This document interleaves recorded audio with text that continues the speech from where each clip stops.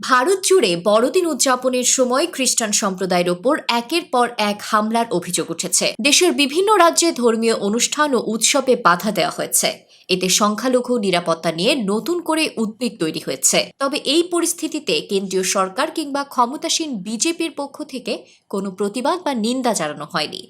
বরং প্রধানমন্ত্রী নরেন্দ্র মোদী বড়দিন উপলক্ষে দিল্লির একটি গির্জায় গিয়ে প্রার্থনায় অংশ নেন।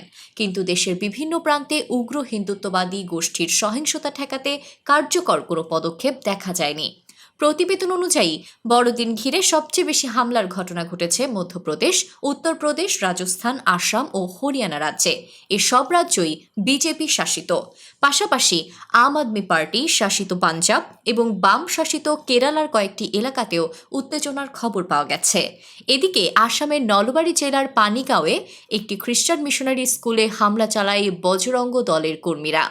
তারা সেন্ট মেরি ইংলিশ স্কুলে ঢুকে বড়দিন উপলক্ষে সাজানো ক্রিসমাস ট্রি খুলে ফেলে আগুন ধরিয়ে দেয়। এছাড়া স্কুলের পাশে দোকানগুলোতেও তাণ্ডব চালানো হয়। একই সময়ে বিশ্ব হিন্দু পরিষদের কর্মীরাও বিভিন্ন রাজ্যে বড়দিন উদযাপনের বিরুদ্ধে প্রকাশ্যে অবস্থান নেয়। জয়পুর, ভোপাল, ইন্দোর, গুয়াহাটি ও বেরিলির মতো শহরে খ্রিস্টানদের উৎসব, দোকান ও বিপণী বিতানে বাধা দেওয়া হয়। অন্যদিকে কেরালার পালাক্কড় জেলায় আরএসএস এর সদস্যরা বাড়ি বাড়ি গিয়ে ক্যারল গান বন্ধ করতে চাপ দেন।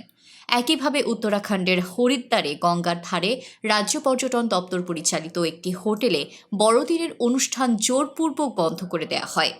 মধ্যপ্রদেশের জব্বলপুরে একটি গির্জায় বড়দিনের অনুষ্ঠানে অংশ নেওয়া এক দৃষ্টি প্রতিবন্ধী নারীকে শারীরিকভাবে লাঞ্ছনার অভিযোগ উঠেছে। অভিযোগ অনুযায়ী স্থানীয় বিজেপি নেত্রী অঞ্জু ভার্গব ওই নারীকে লাঞ্ছনা করেন। একই সময়ে দিল্লির লাজপত নগর এলাকাতেও সান্তাক্লজের টুপি পরে বড়দিন উদযাপনকারী কয়েকজন নারী পুরুষকে বাধা দেওয়া হয়।